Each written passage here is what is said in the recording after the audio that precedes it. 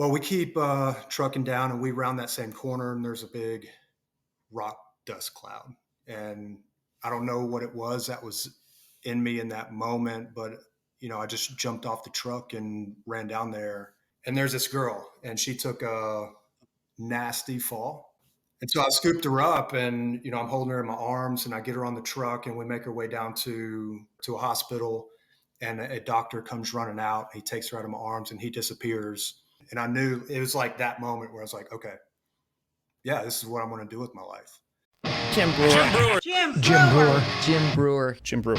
Jim Breuer. Hey, this is Jim Brewer.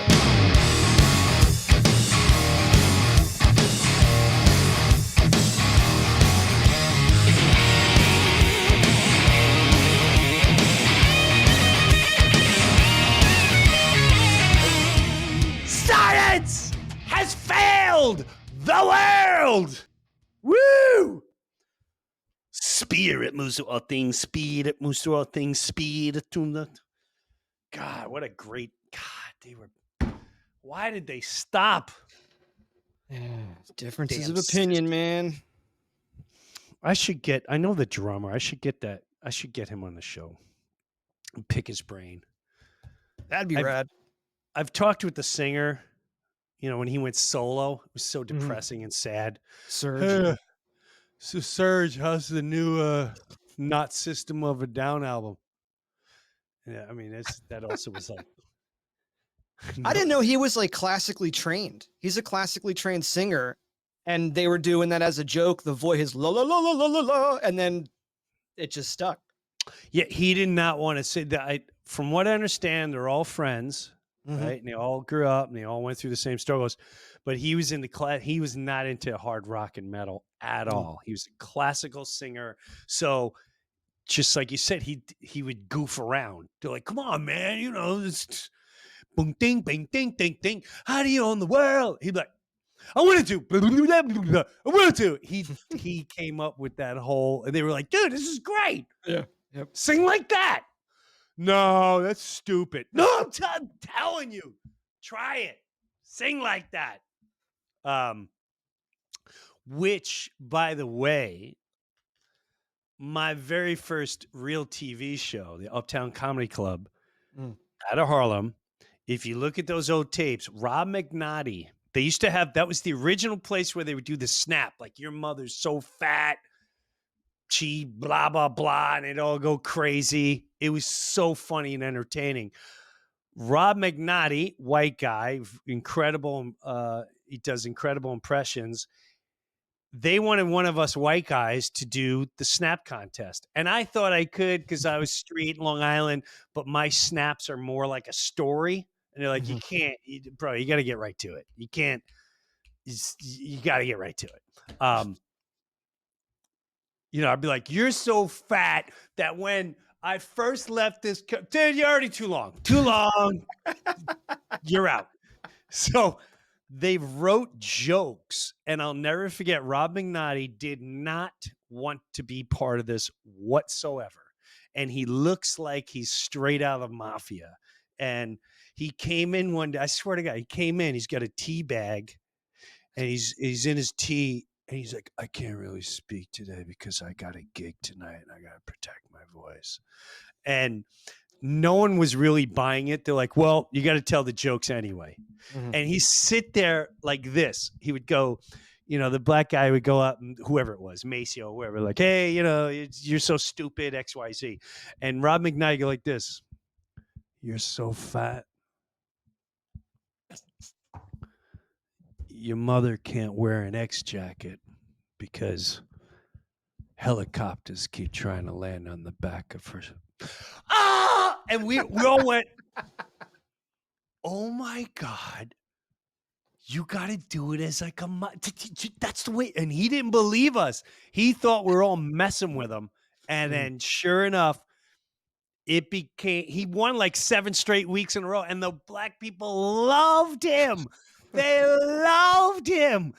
But just like everybody that makes it to the top, he forgot who was writing his jokes, and he came in with his brother, and his brothers, and they're like, yeah, me and my brother are going to write the jokes from now on. And we all looked at each other and went, uh-oh, this is not going to go well. And he just, it was watching Tyson go down for the first time. You're like, what?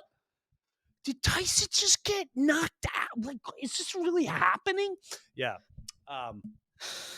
Anyway. So this summer went to, I always want to go to Switzerland, went to Switzerland and Germany. And I want to go back to Switzerland because I want to go there in the summertime because the hiking is beautiful. And I didn't get to do a lot of hiking.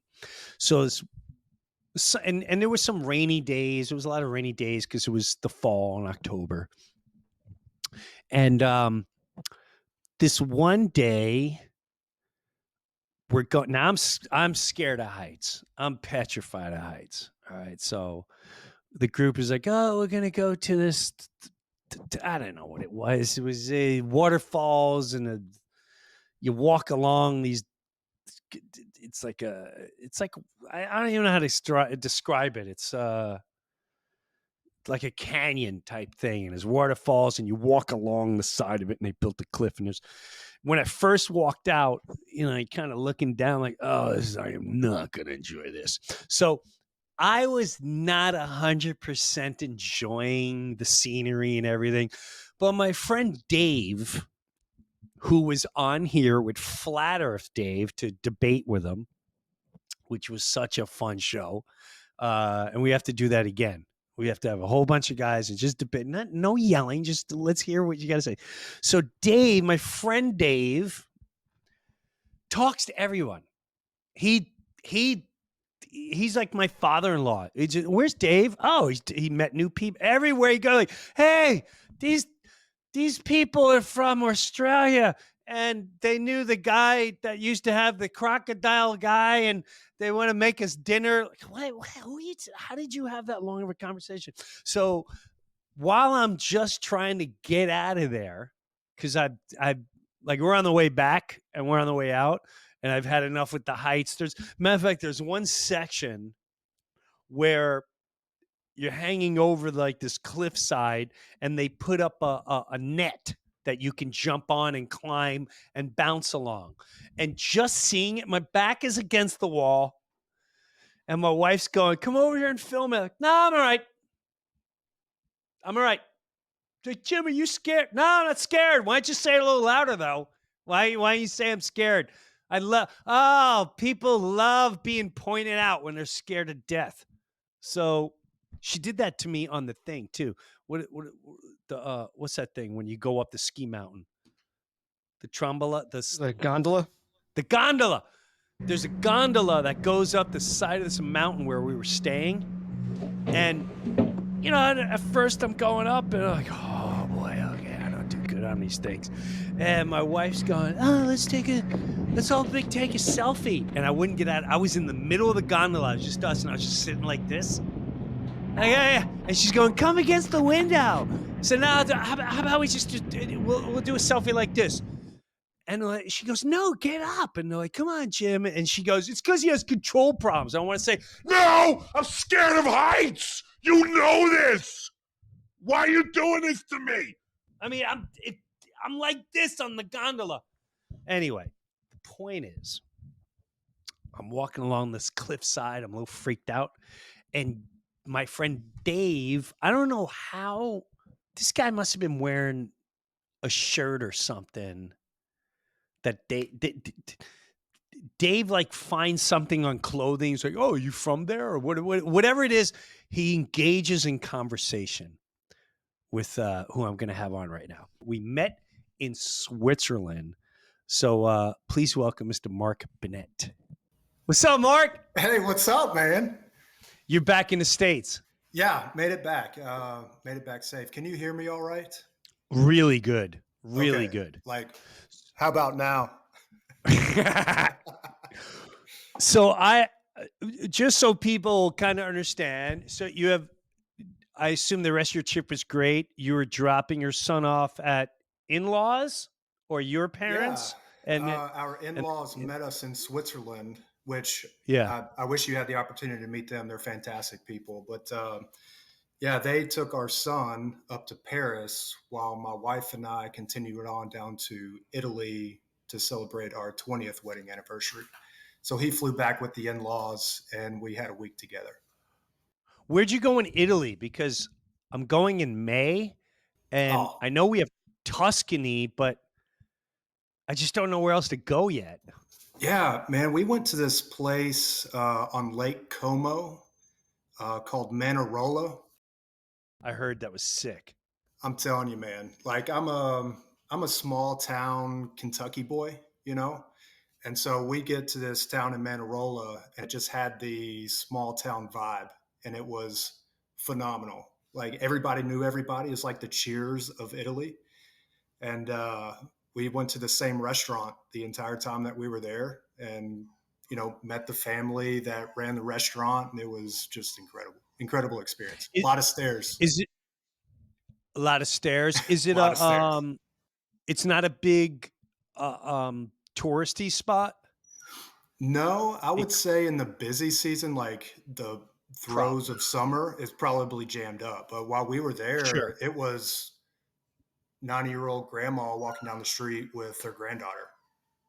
Yeah, It you're was like me, awesome. Mark. Like we like going. I don't like being in the touristy areas. I Mm-mm. like and like so when we started Switzerland, although it rained a bunch that time of year, and it would be the weather was sporadic. I loved being there because it wasn't overwhelming. There wasn't tons of people, Yeah. and we like going off the beaten path. I don't like being in the cities and all that jazz. And then if I remember the last message before we get into who you are, which I'm fascinated by, Yeah, sure. um, you mentioned, hey man, we might Put head roots here for a down. while.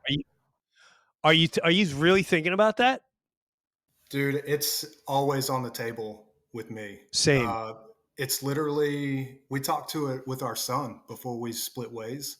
He went to Yeah. Paris, and we are like, hey, man, if it's a terrible question to ask, but I was like, if you had to choose one of your three best friends, which one are you bringing along? Oh, man. So, yeah, I mean, it was seriously on the table and still is. That's no joke.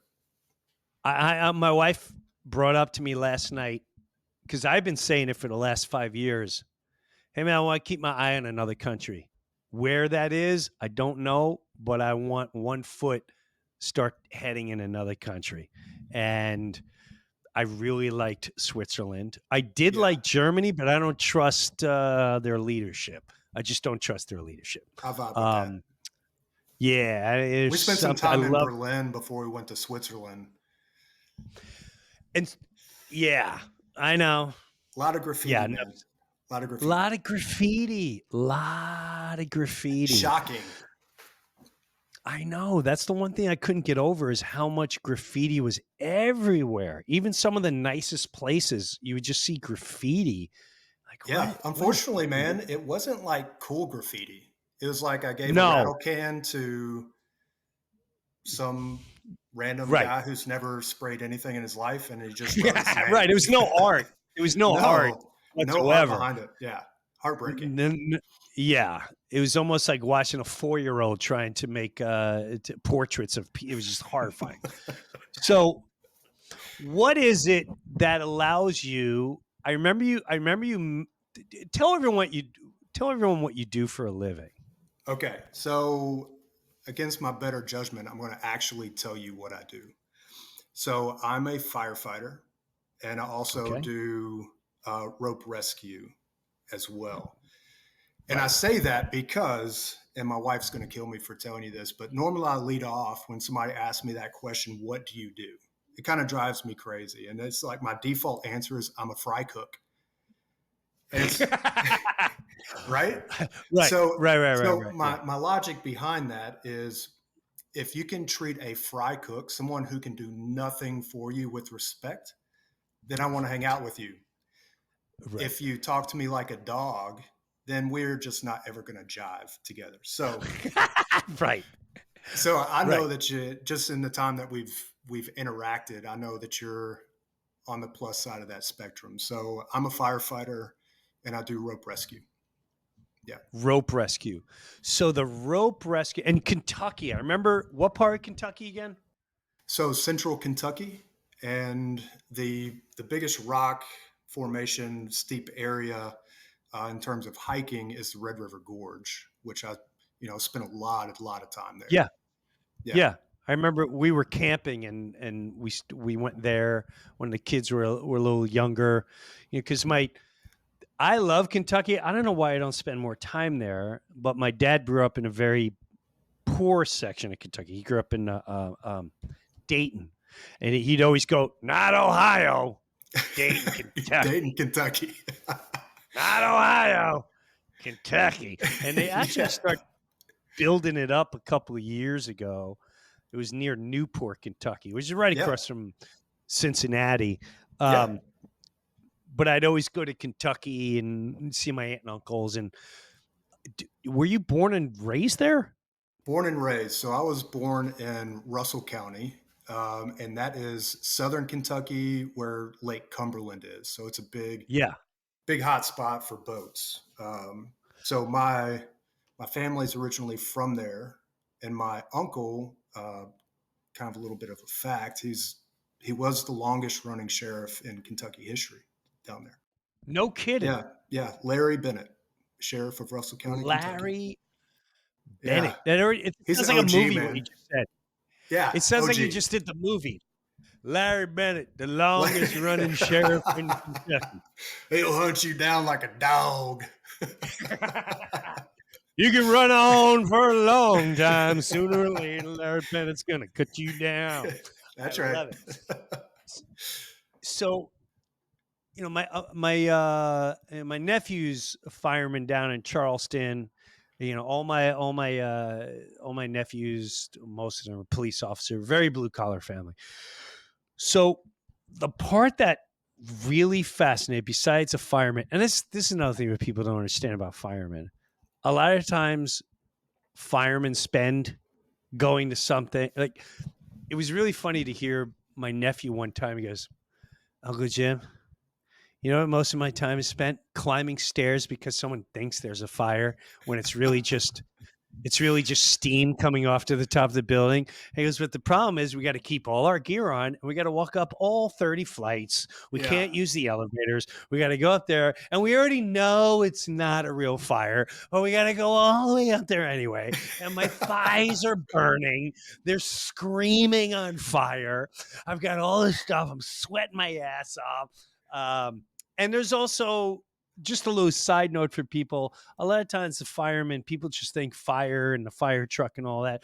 They're also for people listening, they're the ones showing up at accidents, first seeing the horrors of what just went down. And they're going through the horrors of trying to get people out of cars and other situations that you wish you will never find yourself in. So I don't think firemen Yes. actually that's very get. true. I don't think they get the respect that people really wrap their head around, and that's fine. They just think they're guys running down a pole, ding, ding, ding, ding, and running with a fire hose. But there's a lot of deeper depth with the fireman world. How'd you get into the rope world? Is that something that has to go, or is that a side thing to learn? Yeah, man, that's a really great question. So I got into ropes actually prior to the fire service. So my brother is 7 years older than me.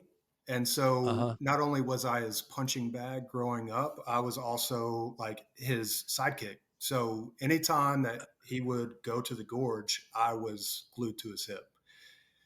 Why he would bring his younger brother along?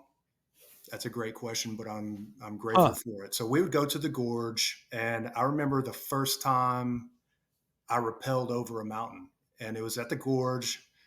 This mountain, we're probably talking 8,500 feet in height, sheer rock wall. and I'm 12 years old. I go over the edge, terrified. I've got the Bambi legs. I'm shaking. I can't even think straight. And I step over the edge, and all the shaking stopped.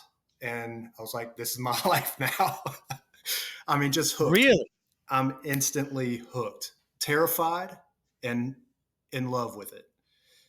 And then fast forward, I mean, it's kind of a long, drawn out story, but when I got It's into the fine. fire service, I was doing humanitarian work in Honduras. And Oh, wow. and if you know anything about a third world country, you travel everywhere in the back of a truck, pretty much. Right. So Right. we hopped in the back of this truck and we're heading down to this main city hub. San Pedro Sula is the name of the town. And we're Yep. coming off this just gorgeous mountain. And there's a gravel road that's been cut into the side of this mountain. Super dangerous, very narrow. And as we're coming down this road, we get passed by a mountain bike, and it has a dad and then this young daughter, probably 8, 9 years old, riding on the handlebars. They fly by us and disappear around the corner. Hmm. Well, we keep trucking down, and we round that same corner, and there's a big rock dust cloud. And I don't know what it was that was in me in that moment, but I just jumped off the truck and ran down there. And there's this girl, and she took a nasty fall on the gravel, as you can imagine. That speed and riding on the handlebars, it was bad. And so I scooped her up, and I'm holding her in my arms, and I get her on the truck, and we make our way down to the city center to a hospital. And a doctor comes running out. He takes her out of my arms, and he disappears with her. Her name was Paula, and disappears back into what I would guess would be operating room, maybe. I don't know, but Yeah. I immediately just collapse. Sit down in a chair and just lose it. At just kind of just shock of the whole situation. And I knew it was like that moment where I was like, okay, yeah, this is what I'm going to do with my life. And so instead of taking the path of going to the military, I went into public service as a firefighter. And all this ties back into the ropes, I promise. Yeah. No, I trust. It's all good. So I come back to the States after that trip and was like, I have to find out how to get into this. I don't know the first thing about it. And so I looked up fire departments and how to get involved. And I saw a volunteer fire department that was close to me. And I was like, hey, yeah, I'm going to go check it out. So I show up, and they were doing their like weekly training. And so there were a bunch of firemen in the fire bay. And I walked in, asked to talk to the chief. And, I talked to him and filled out some paperwork. And he's like, yeah, well, we'll let you know what we decide if we want to bring you on, if we have the space. But in the meantime, if you want to sit down and take part in training tonight, yeah, you're more than welcome. Yeah. Just luck of the draw. I sit down, and they're going over ropes and how to tie knots. And so I sit down, and the instructor comes up and, with bravado, does anybody know how to tie a figure eight? And I'm standing there and kind of doing this number. I'm not in uniform. Everybody else in uniform. And I hesitantly, guy in the back, like raise my hand. And he goes, Sorry. yeah, come on up, introduce yourself, and show us how to tie a figure eight. So I get up there and tie a figure eight. He looks at it. Okay. All right. This guy's got something. Can you tie a bowling knot? Yeah. So I tie a bowling, hand it to him. He looks shocked again. And then he asked me to tie another knot. Can you tie a scaffold knot? Absolutely. I'm like, this is a walk in the park. And I hand it back to him. He goes, whoa, what do you do? And about that time, I was explaining, my background in rock climbing. I look over, and the chief, he's leaning on the threshold, burning the heater, kind of just watching everything happen. And I just see this. I get the thumbs up. Yeah. I get the thumbs up. And then the guy who was teaching the class, he said, well, you know more than I do. How about you teach us how to tie knots and tie anchors? And that was it. So I didn't even know ropes existed in the fire Wow. service. Wow. Yeah, First day, you're it not was. even on and you're training. Yeah, it was bonkers, man. So cool. I get cold chills thinking So about it. what, dude, that's an incredible, awesome story. And no one, I would never think that too, where just mountain climbing, rock climbing would go so well with that type, like a fireman or rescue unit, a type of rescue unit Yeah. of people trying to so have you have you ever been involved where you have to rescue people and you're really not quite sure if you're going to get out of this one or this is a real iffy situation? And if so, what is that moment or moments? Wow. Um, yeah, absolutely. I'll kind of keep it PG on this one. It You don't could get pretty have dark. to, but So that's all right. You I'll don't use have one to. example. We had a train collision, a train on train collision. Oof. It Wow. was a miscommunication, and two trains collided. After the show's over, I have to send you some pictures, and so you can see it. Okay. It's pretty wild, pretty cool though. So it was a underride. So train collided with another train, and then it did this number, right? So Goes it's over. on Yeah. top of each other. Everything's burning, and there's a bunch of tank cars that are on this train that have derailed and are burning. Well, when we get there, I was on the first due engine company, meaning we're the first in, first eyes on site, like we were the Right. ones. So we get Right. on scene and we're met at the driveway. It's on the backside of some farmland, and we were met at the driveway by the chief. And as we're starting to pack up, you know, we're looking downrange. We see this giant plume of fire and smoke, and I will never forget this till the day I die.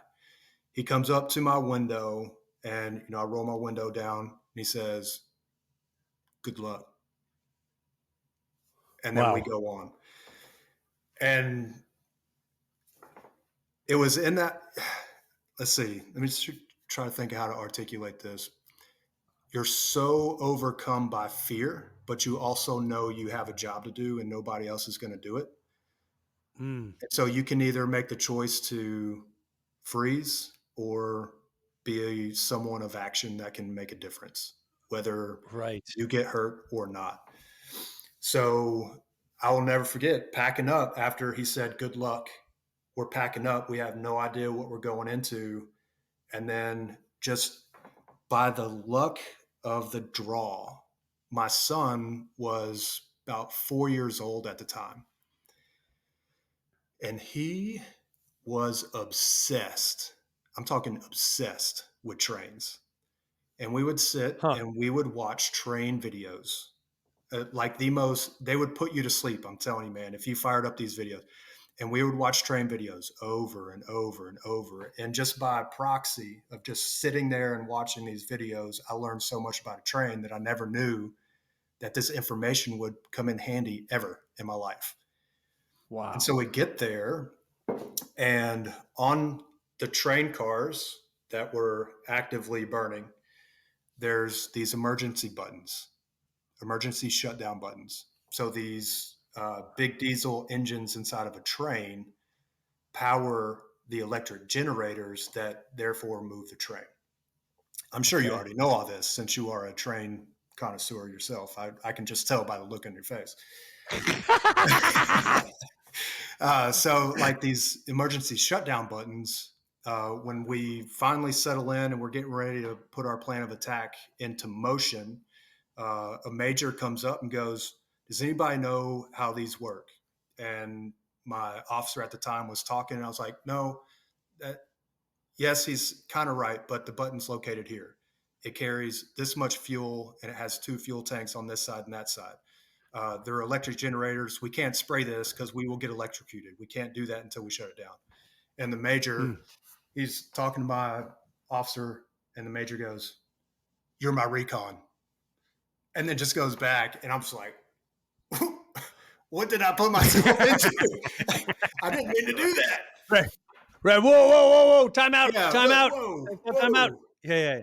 Wow. So we get put on this recon team to go in and shut the train down. So we go in, we shut it down, and kind of one of those gut feelings, right? Over time, I've learned to just listen to my gut, and my gut was saying, Yes.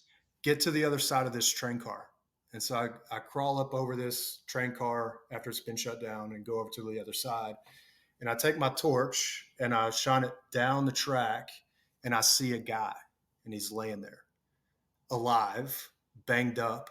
Come to find out, he jumped from the train right before it collided. Wow. And so, yeah, insane, right? So I shine my light down and come across the radio. Hey, I've got a guy. And so I crawl down, make my way over to him. And then where he landed, there was no real way to evacuate him by foot. Mm. And being a rope nerd, as we call it in the industry, I had Yeah. rope in my pocket. And so rigged him up to a backboard, and we did a rope rescue right next to a train crash. It was bananas. And prior to getting into the fire service, I didn't even know ropes were a thing in the fire service. And then Right. once I discovered that, man, it bleeds into so many other disciplines within the fire service that, I mean, it should be a mainstay. And a lot of people just don't realize that we do it. Right. So, wow. And you know, it's amazing too, Mark. It's like when you pull in when you do something like that, the next day is just like, okay, new day. There is no, it's not like you're in the paper. Now they're going to write a book about you and you're going to make $20 million next year. And, it's just, that is the hardcore human life that, in my opinion, is starting to be, not pushed to the side, but not looked at in a very serious manner. That is.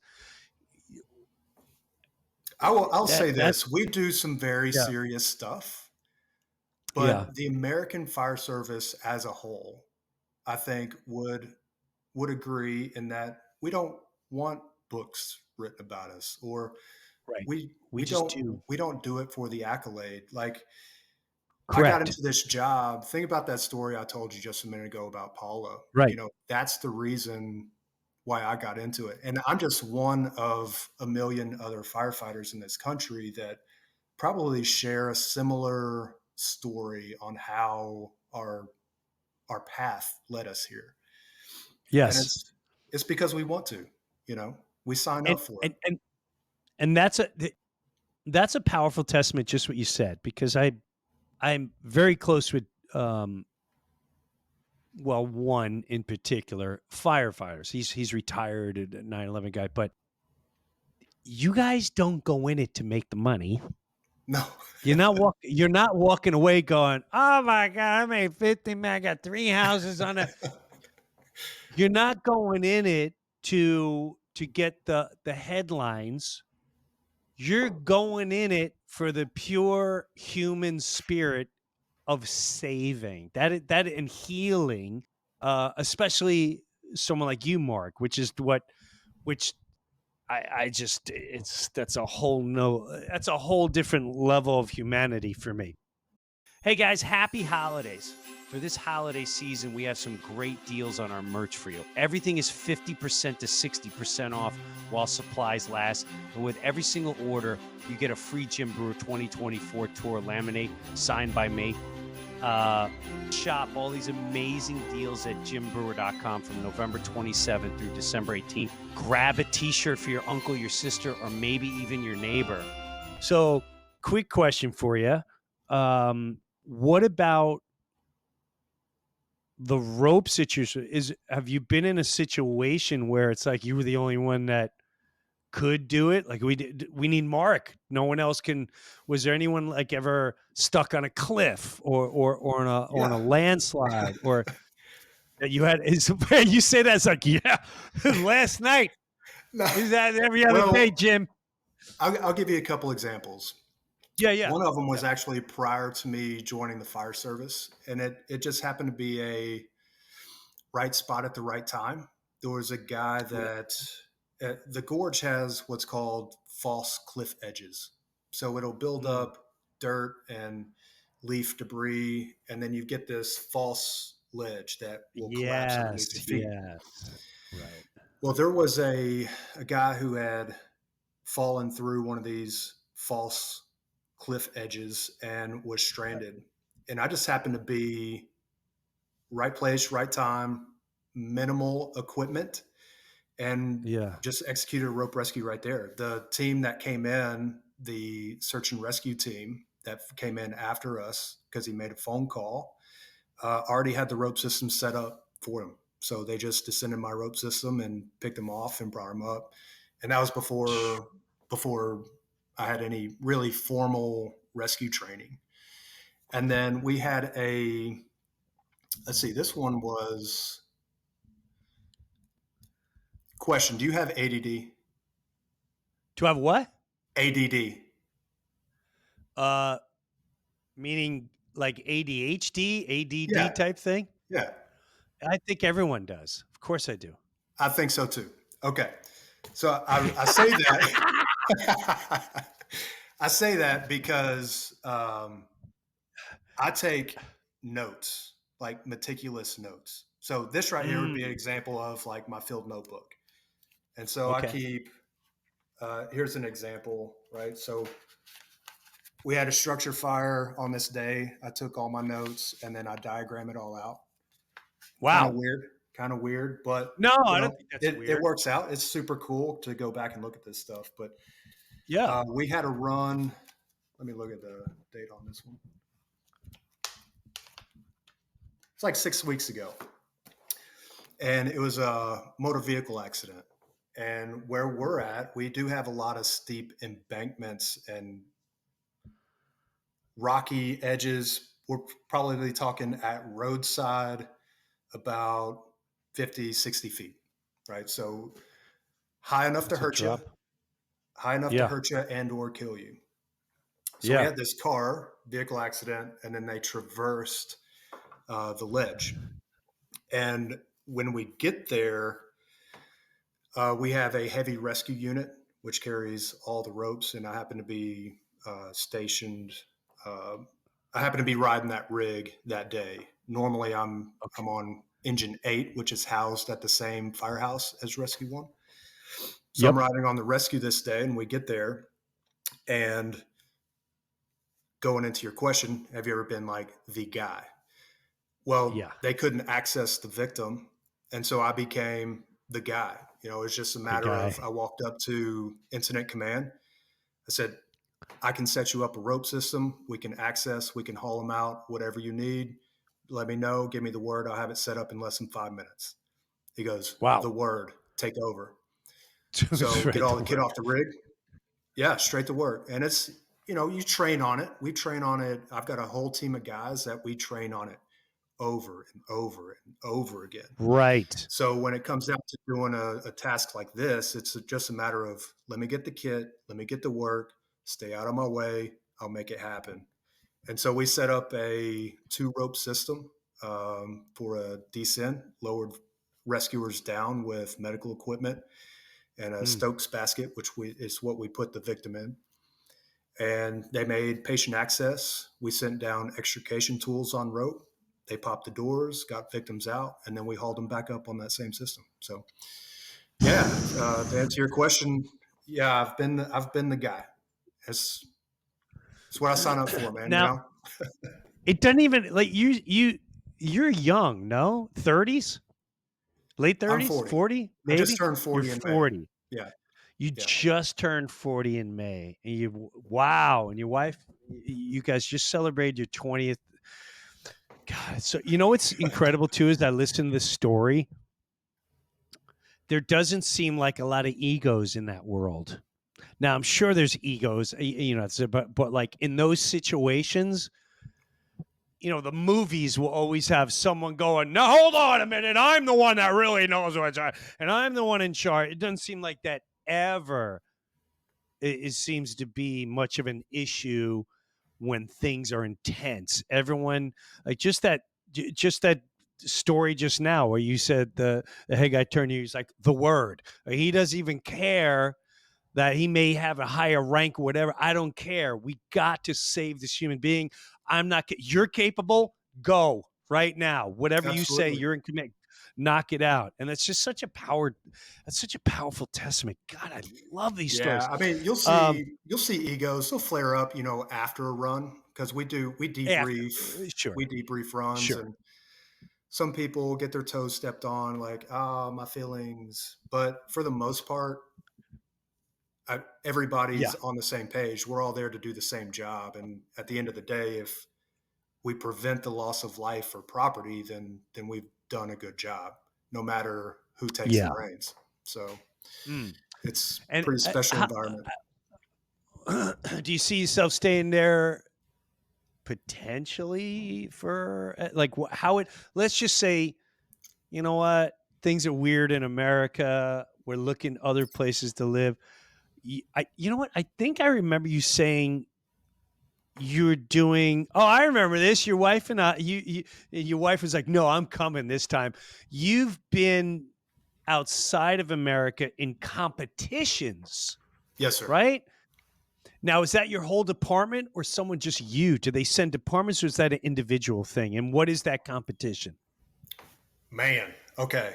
Let me break that down. So it's a competition called Grimp Day, Grimp. It's a bunch of really long French words.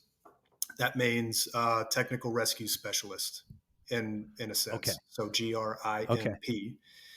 And it's the French rescue system. And they have what's called Grimp Day. It actually lasts longer than a day, but that's what the event is called. And it's the Olympics of rope rescue. Wow. And it's teams from all over the world that are selected and brought in. And I competed with the team called Red River Rescue. And well, actually I'll show you later. I'll send you some photos after we wrap up, so you can kind of see what happens. But I competed with Red River Rescue, and it's a team of 5 guys. So you have multiple positions. There's a rescuer position, a rigger position, and a team lead. And I'm what you call a rigger in the rope world. So I build rope systems, I establish anchors, and everything that the whole rope system hinges on is what I do. So if I don't do my job right, nobody can do it. Question, Mark. Yes, sir. Who puts the team together? Like, how are you selected to this team? It's actually funny. I had a guy that was on the team. It was led by a guy named Jeremy Uricu. He's the lead of Red River Rescue. Okay. And he assembled one of my best friends on the team. He was a co-owner of this company as well. And then a bunch of other guys from Ohio Task Force 1, which is a FEMA team. You probably heard about them in the news with the recent hurricane deployments, but some other guys from the task force were brought onto this team. And one of the guys had some family issues, and my best friend Tyler, who's on the team, I mean, he knew that I've been wanting to do Grimp Day since it all started. And so he threw my name in the hat, and I got a phone call while I was in Chicago taking a high-level rope class. And he said, "Hey, man, you want to go to Grimp Day?" I was like, "Tell me where to sign, buddy. I'm in." And right. Yeah. And so we started training as a team shortly thereafter. And then we took off to Belgium and got after it. And are you the only Americans? Like, you represent America? Is that how that goes? So or just there that? was prior to us, there was only one American team that had competed in Grimp Day, and that's Elevated Safety. They're based out of Chicago, and oddly enough, that's where I was taking that high level rope class when I got the Wow. phone call. Okay. Yeah. And we were the second American team to ever compete.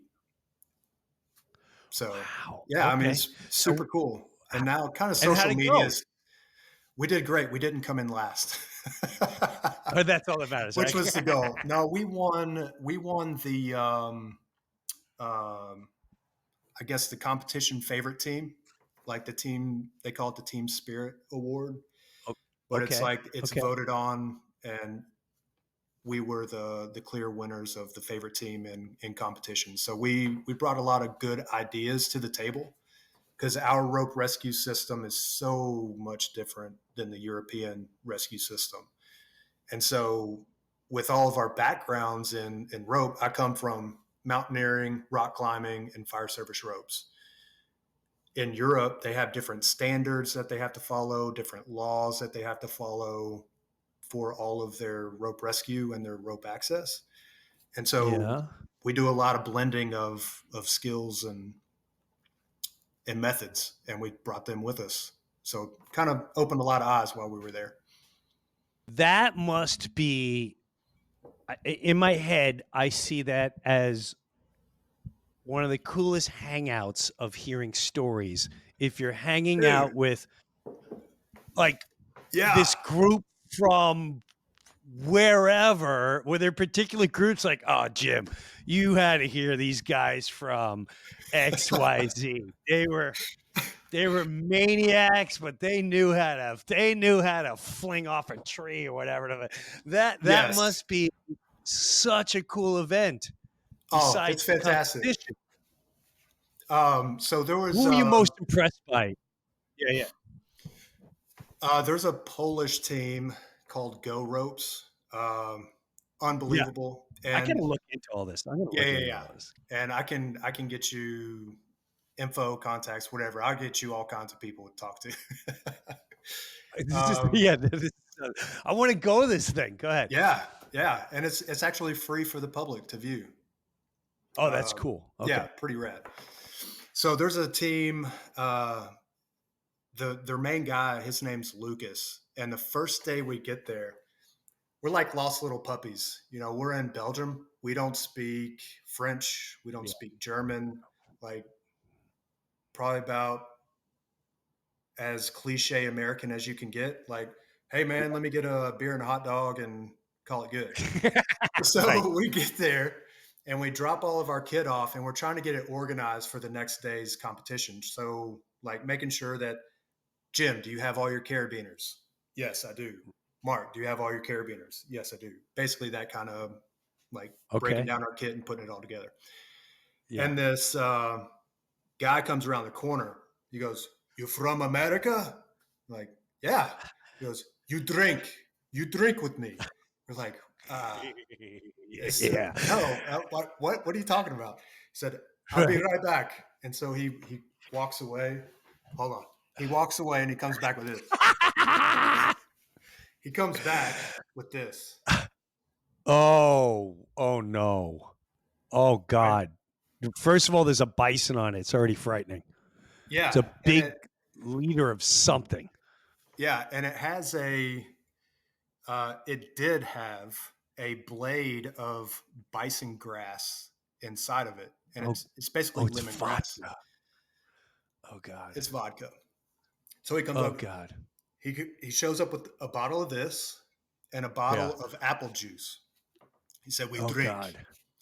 So he pours a glass full of this and a splash of apple juice. Apple juice. Oh, God. Jim, I'm not lying to you, man. It's the greatest thing I've ever had in my life. Really? Yeah. Yeah, fantastic. The problem is that it was the greatest thing I ever had in my life. And we're drinking with the guy who does this on the regular. Yeah, of course. He's clowning you guys. Yeah. He's clowning you guys. Oh, He yeah. knows you got to get up tomorrow. He knows Yes. he's going to crush you in the competition. Yes. Here come stupid Americans. They don't know. First time in Belgium. Hey, You my drink friend. with me. Yeah, USA. Here, try this. Well, you climb big man. rope. Well, you go down Side Mountain. Can't wait to see you. I hear many things about you and your peoples. We'll see how you do tomorrow. No, let's have more. Hey, More. American, come drink. Hey, Yeah. buddy. And you find yourself in those situations wanting to represent your country. That's how stupid we turn into. I remember doing that in Scotland, like, oh, you say, yeah, you got American beers and out and a piece of water. Oh yeah. Let's see what you got. Next thing you know, you exactly. Exactly. Yeah. Wow. Yeah. So okay. that was a lot of fun. I would imagine Belgium's a great place. I think it's one of my favorite beer I've ever had.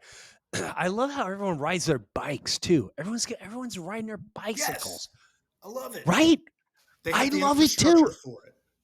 Yes, they have the infrastructure, and they get creative. Like they'll have a bicycle, and on the front is like where they'll put people and their groceries. Like, this is amazing. It like has a dump truck bed on the front of it. It's insane. It's the coolest thing. They figured it out a long time ago. Man, that sounds like a lot of fun. So, did you have to do it the next day? Did you have to? Yeah. Were you banged up? Thankfully, it wasn't too bad because it wasn't too bad. It wasn't the best, but right. I'm not going to say no to a guy who's wanting to drink with Americans. Exactly. I'll have a good time. And you're in another country. Exactly. What country, if any, you were super impressed by their team the most? If you say, oh, Jim, this is the team that's you want someone to come get you? The Spaniards. Interesting. Man. Huh. Well, I mean, they don't have bad weather. I mean, they're outside all the time, man. They're outside all day long. All the time. Wow. Yeah, no, but their teams, the Spaniards are really spun up. The French and the French are wizards with their ability to tie knots and build rope systems. There's a really great team out of London, and it's actually the rope rescue team that handles the Eye of London. So the big Ferris wheel there? Yeah. Yeah, so there's a dedicated rescue team that works there. And they are incredible rescue technicians. Incredible. That sounds so cool, dude. Really, I can't say anything bad about any team. Like they're all everybody brings something to the table, That's what I mean. Of course, that's why I'm like, I'm always curious of what country, like, really play. That's just got such an incredible experience to go there, and because we're in our own little bubble, and we think not that we're the only ones. We're like, and then we're like, oh shoot, I forgot this happens around the whole world, and wow, here's they got a whole different system, the way they do it, and all that jazz. So, I'm just glad you came on. We got to share some of your stories. And is your last name Bennett or Bennett? Bennett. It is Bennett. I said it right the first time. Yeah. Well, we'll have to, Mark, we're going to have to, after maybe a couple months, I want to hear what your plans are, if anything lunacy is going on, because I might be running right behind you, and I want to be the guy that knows how to. I want to know the guy that if I go hiking and I fall off a cliff, you're not too far away, and maybe you're in the same country. That's what absolutely. That's what I would. That's what I would try to figure out. Oh, you don't think I haven't done my research on getting on a helicopter rescue squad out there? You're highly mistaken. Have you done that? Dude, that's insane. I want to get out there and do that in Switzerland. That would be wow. That would be it. So yeah, that's madness. I tell we need to get you to Kentucky so I can get you on some rope, man. I'll tell you what, Mark, if you're able to pull that off, you honestly will be a miracle maker, because you saw me walking along just those tiny little, I had a path. I had a path. I had a railing. I had a Dude, railing and a path. we got to rewind real quick. Yeah. Real quick. So, What? you know when we met up on that trail on the way out? Yeah. Yes. Yes. I was talking to your boy Dave. Yep. Super cool dude, by the way. Very, very great human being. Good human being. Yes. Yeah, I could just tell just in most people when it comes down to eye contact, like really Yep. don't maintain eye contact. And he was very engaged when we were having conversation. And then you came down Yeah. and he's like, "Hey, here's my friend." He said, "Hey, I'm Jim." And, I kind of hit on like, "Oh, hey, Jim Breuer. Let me talk about what was going on inside my body for just a second." All Dude, right. I'm telling you, I was like total fanboy in that moment, but I didn't want to be, Wow. that guy. Yeah. So yeah, I really wanted to be, that guy and be like, dude, like the Jim Brewer, we're here, we're in Switzerland. What are the odds of this? I just can't get over it. But I can understand though that being out in public places, it's especially out on vacation with your friends, it's not something that you really want to make, a big show about, like Jim Brewer, and then you get all this attention drawn to you. And so my wife and I Sure. don't know if you picked up on it, but we kind of gave like the side eye. We're like, be cool, be cool. And so, I just want to let you know inside, like I was super stoked. And, I really wanted to engage with Dave because he, interacted with me first. And so I really didn't get a Yep. lot of time to talk with you because I didn't want to be rude to your buddy. So Yeah. that was a lot of fun. It really was. And I'm glad those are moments in life that they really stand out to me. I don't know why. I really was engaged at your whole story. Just being married and being away, and your wife was really, it's just, you look like a great couple. Your son was an incredible human being. He wasn't, I mean, he was standing there like, he wasn't totally bummed, but you could tell he was so patient, because there's nothing more annoying when you don't understand what the parents are talking about. And Yes. he just, your whole family dynamic, I really respected, and I means a lot. cherish moments like that. And I was so happy when we got back at the end of that thing, and that there was that little area. I don't know if you walked in, it was a bathroom and you can get food. Yeah. And we were sitting, and we actually waited for a little while, and then the others left, and I was like, oh, well, I'm not going to be able to hang out and wait for that guy. I really want to get his contact. And I was like, maybe, just maybe, he'll reach out somehow if it's meant to reach out. And then I saw your name. I was so excited that I saw you reaching so out. wild. I was super stoked. Yeah. And I told Dave I was talking to you today. He's like, oh, wow, Tom, I think that's so cool. So I just want to say, I respect what you do. I respect the human being you are, not only for what you do, but for the man you are, the husband you are, the father that you are, the son-in-law, the son that you are. And man, I really I admire what you do. And my dad, God rest his soul, when he meet people like you, he would go, when great men meet. And that's how I felt when I meet you. So when great men meet, special. man, I appreciate you. Give your wife, tell her I said hello. And sure your son won't remember me, but tell him he I will. say hello as well. And maybe we'll see each other next year at the Grimp. Are you going back next year? So there's a competition called Rescue Great Day, and that's actually in Spain. And it's Wow. along the same lines of Grimp. and that Okay. will be in the spring, April, May timeframe. So Cool. We keep your ears hopefully to the you'll check ground. back with us. Hopefully you'll Absolutely. check up back with us, and we'll keep in touch and stay healthy, stay safe. Thank you for all you do. Incredible humanism. Is that a word? Is that a word? It is Humanism. now. It is now. It's a Brewer. It's a Brewer word. But the humanity and the morality that you put out there is well needed in life. So thank you so much, Mark. I'm so glad we got to have this opportunity, and I wish you all the best. Yeah. Likewise. Have, Thanks, Jim. have a good one, Mark. Take care. You Mark too. Bennett, everyone, Kentucky, out there saving lives, fire department. Just a great human being. There's a lot of great human beings out there. And I saw something, and no offense to athletes, no offense to